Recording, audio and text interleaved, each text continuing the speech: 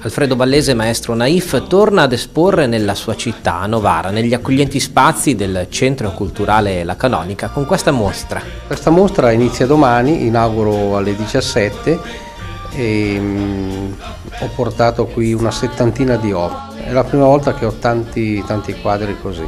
Ho lavorato, ci sono delle novità, dei quadri storici, alcuni quadri con degli animali, dei cervi, dei cavalli, ci sono delle divinità, c'è tanto da vedere, dei paesaggi Monferrato, qualcosa sul Po, insomma ci sono, oltre ai classici miei paesaggi nevosi.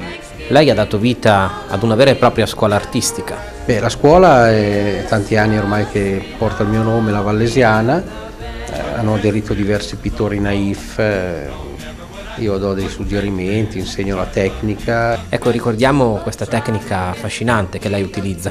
Sì, per me è una cosa semplice, però per chi sa com'è è la più difficoltosa che esista come tecnica, perché bisogna sempre tenere in piedi un vetro e con l'altra mano lavorarci al contrario.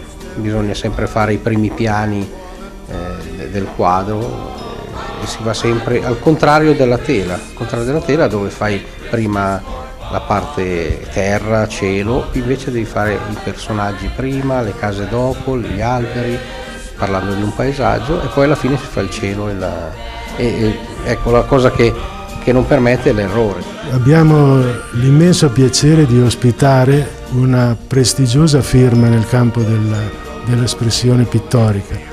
Diciamo un'eccellenza, perché nel campo è unico.